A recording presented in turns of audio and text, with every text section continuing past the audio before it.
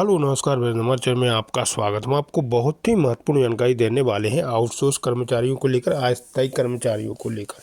जो भी अस्थायी कर्मचारी है उनको सभी को बहुत ही महत्वपूर्ण खबर है।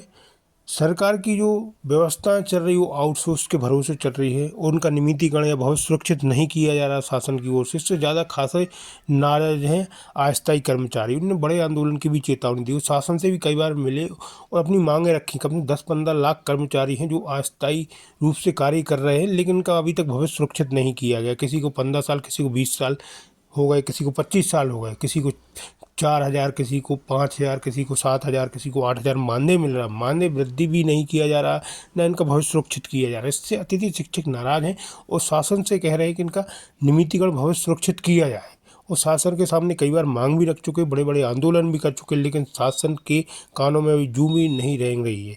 जिसको लेकर अस्थायी कर्मचारियों को क्या कहना है, नेशनल मीडिया ने भी इनका मुद्दा उठाया। तो आप वीडियो में बने रहें, वीडियो पूरा देखें। वीडियो अच्छा लगे तो लाइक और चैनल को सब्सक्राइब जरूर करना अपनी अपडेट पाने के लिए। सरकार के पास अपना कंप्यूटर ऑपरेटर नहीं, अपनी डायल 100 नहीं, अपना ड्राइवर नहीं, अपनी एम्बुलेंस 108 नहीं, जो 15-20 साल से क्लास 4 क्लास 3 की वैकेंसी नहीं निकाली। आउटसोर्स अस्थायी कर्मचारी के तौर पर उनको जो मिल रहा है आज, जैसे ग्राम पंचायतों में उनको 4,000 रुपये दे रहे हैं, स्कूलों में छात्रावासों में उनको 5,000 मिलता है। पिछले 2006 के बाद उसमें कोई बढ़ोतरी नहीं हुई। कंपनियों की ये स्थिति है कि वो इनके वेतन से भी हिस्सा ले लेते हैं। एक कंप्यूटर ऑपरेटर सरकार का नहीं है, एक सिंगल जो फोर्थ ग्रेड का कर्मचारी जो काम कर रहा है वो अपने पे में से 18% जीएसटी पे कर रहा है। जी भाई साहब, मध्य प्रदेश में पिछले 20 सालों से एक भी प्यून की पोस्ट नहीं निकली है। ये सुनकर आप ज़रूर हैरान हो रहे होंगे, लेकिन जो आउटसोर्स कर्मचारी हैं, अस्थायी कर्मचारी हैं मध्य प्रदेश के, उनमें भयंकर नाराज़गी है मध्य प्रदेश की सरकार को लेकर। वो इसलिए कि मध्य प्रदेश की सरकार ने पिछले 20 सालों से फोर्थ ग्रेड की कोई भर्ती नहीं निकाली, कोई नियुक्ति नहीं करी है। सारी सेवाएं आउटसोर्सिंग के ज़रिए हो रही हैं, लेकिन उनकी परमानेंट नियुक्ति नहीं हो रही है। मेरे साथ वासुदेव शर्मा जी हैं, ये आउटसोर्सिंग अस्थायी कर्मचारी संघ के अध्यक्ष भी हैं और काफ़ी जानकार भी हैं। मध्य प्रदेश सरकार की नीतियों को भी बेहतर समझते हैं, बारीकी से समझते हैं और अस्थायी कर्मचारियों और आउटसोर्सिंग कर्मचारियों की पीड़ा को भी समझते हैं। और एक बड़ा आंदोलन करने जा रहे हैं 22 तारीख को मध्य प्रदेश में अलग अलग जगहों पर बड़े स्तर पर आंदोलन होने वाला है। वासुदेव जी, क्या तैयारी है? पहले तो हमारे दर्शकों को ये बताइए, 20 साल से प्यून की कोई भर्ती नहीं निकाली।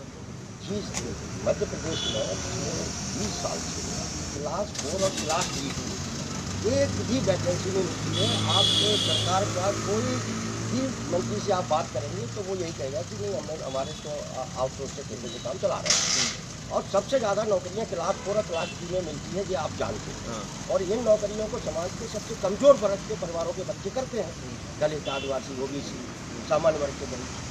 और यही नौकरियां इनने ख़त्म कर दी हैं। और ये नौकरियां आउटसोर्स से अस्थायी हैं। इनमें एक तो न्यूनतम वेतन नहीं है और एक सम्मानजनक वेतन नहीं है। कभी भी नौकरी से निकाल दिया जाता है।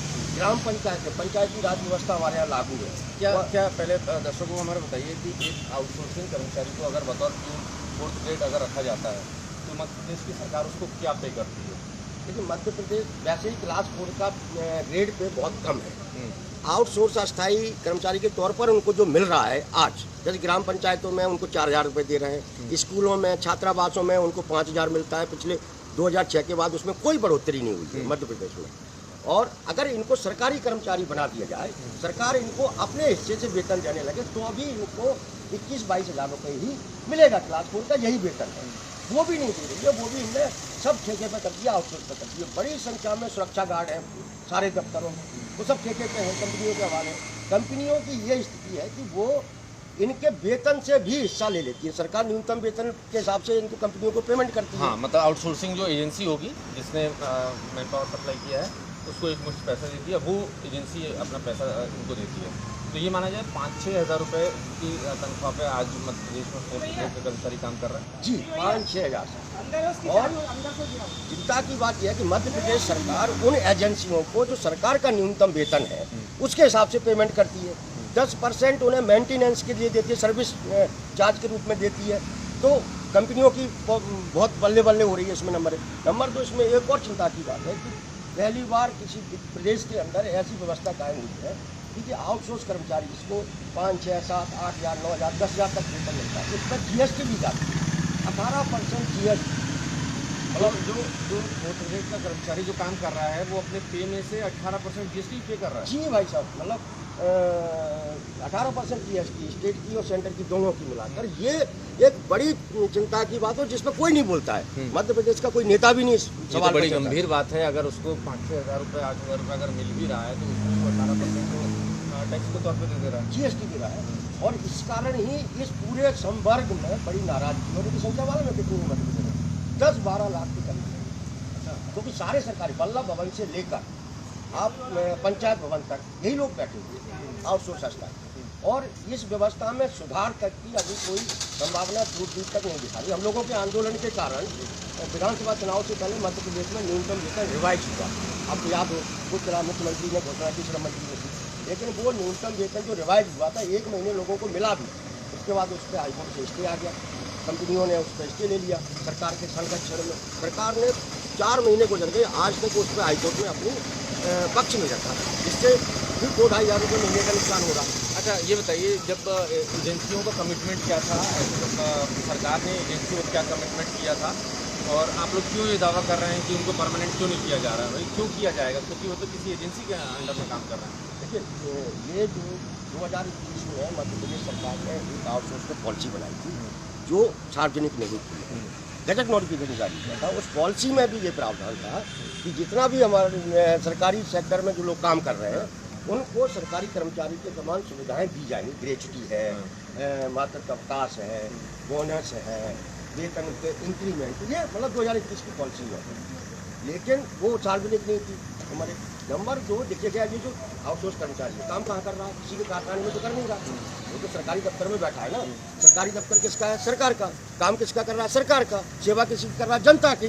तो उसका तो पहला अधिकार बन जाता है कि वो उस विभाग का कर्मचारी स्वतः ही बन जाए। और हमारा कानून या फिर अगर कोई पद खाली हो तो बजाय किसी नई नियुक्ति के इनको परमानेंट किया जाए। पद तो पूरे खाली पड़े। जैसा मैंने आपको पहले ही बताया कि जब 15-20 साल से क्लास 4 क्लास 3 की वैकेंसी नहीं निकाली। एक कंप्यूटर ऑपरेटर सरकार का नहीं है, एक सिंगल। आप पूछ लीजिए, बल्लभ भवन जाइए, किसी कंप्यूटर ऑपरेटर से पूछेंगे तो कहते मैं आउटसोर्स का हूँ।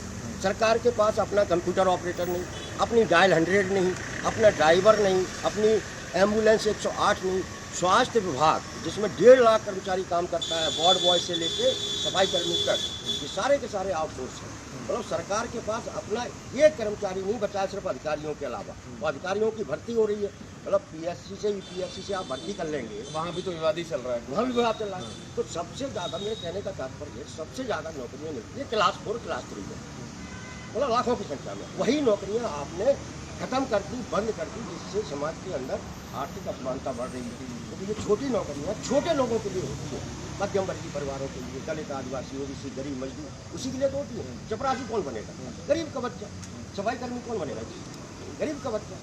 और उसे भी, उसकी भी जिम्मेदारी सरकार नहीं देना चाहती है। इसीलिए हम लोग 22 सितंबर को भोपाल में एक कामगार क्रांति आंदोलन कर रहे हैं। कामगार क्रांति आंदोलन नाम तो बड़ा अच्छा है। आपने सोचा है इसका स्वरूप क्या होगा, कौन कौन लोग शामिल होंगे? इसमें ग्राम पंचायतों के चौकीदार, भ्रष्ट, पंप ऑपरेटर, मतलब मोदी जी कहते हैं कि हम हर घर में जल पहुंचा रहे हैं। किसके जरिए पहुंचवाओगे? आपको आदमी तो रखना पड़ेगा ना। तो वो जल पहुंचाने वाला व्यक्ति है, उसको 2,000 रुपये देते हैं। स्कूलों और छात्रावासों के जो अधिकारी कर्मचारी है, सफाई कर्मचारी है, सुरक्षा गार्ड है, स्वास्थ्य विभाग का वार्ड बॉय है, सफाई कर्मी है, कंप्यूटर ऑपरेटर है, व्यवसाय शिक्षक है, हमारे स्कूलों में पढ़ाने वाले, ये तमाम सारे लोग हैं जो लाखों की संख्या में हैं। डायल 100 के लोग हैं, एम्बुलेंस 108 के लोग हैं, हमारे योग प्रशिक्षक। आपने सुना होगा योग के पे मोदी जी ने कितना बड़ा ढिंढोरा पीटा पूरे देश भर में। योग को एक मध्य प्रदेश में योग शिक्षक की एक पोस्ट नहीं निकली, एक भर्ती नहीं हुई। और जो योग सिखा रहे हैं लोगों को, उनको क्या मिलता है मालूम है? 3,000 साढ़े 3,000। और ये भी बड़ी संख्या में, इनके बड़ी संख्या में, मतलब आप श्रेय ले रहे हैं। वेतन किसी को जिंदा रहने लायक वेतन भी नहीं देना चाह रहे। हमारे यहाँ जन सेवा में हुआ करते थे, उनको आपने नौकरी से निकाल दिया। 10,000 के जो गाँव में EKYC कराते थे वगैरह वगैरह। इसके अलावा एक बहुत महत्वपूर्ण है, अभी पिछले मुख्यमंत्री जी ने सीख कमाओ योजना शुरू की, याद है ना? वो पोस्टर लगे थे, बड़ा ढिंढोरा पीटा था, कार्यक्रम हुआ था। 31 अगस्त को सीखो कमाओ योजना के 17,000 लोग घर बना दिए गए। 31 अगस्त सोशल मीडिया पर चल रहा है, मैंने उसको मुद्दा बनाया। वो लोग भी 20 सितंबर को 22 सितंबर को आ रहे हैं। मतलब आपने आपको भरोसा किस पर है, कांग्रेस पार्टी पर कि बीजेपी पर? क्या आपको क्या लगता है कि कौन आप लोग की मांगे 10-12 लाख जो कर्मचारी हैं, मतलब उनकी सुनवाई कौन कर सकता है? किसकी इतनी साफ नीयत है? देखिए, कल आप राहुल गांधी जी रेलवे की पटरियों पर काम करने वाले लाइनमैनों से मिले थे।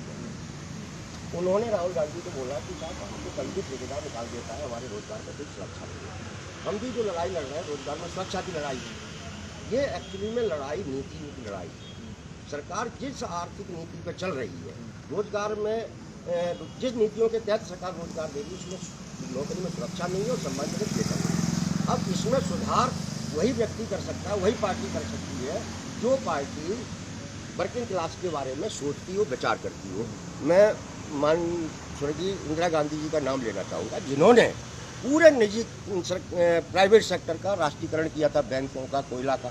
उनने क्या किया, उनने पूरा सरकारी सेक्टर का विस्तार किया था, जिससे हम और आप के पूर्वज नौकरी करें, हम लोग पढ़ लिख गए। आज ज़रूरत इसी बात की है कि जो सरकार प्राइवेट सेक्टर बढ़ा है, जिसमें बड़ी संख्या में लोग काम कर रहे हैं और उसमें पैसा भी नहीं है, वेतन भी नहीं है और सुरक्षा भी नहीं है, जब तक इस पर स्थायित्व की बात नहीं होगी और जो कंपनियां बड़ा स्वरूप ले गई उनके राष्ट्रीयकरण की बात नहीं होगी, तब तक आप न तो किसी प्रदेश का न देश का विकास कर सकते हो, न ही लोगों को बेहतर जीवन जीने के लिए माहौल बना सकते हो।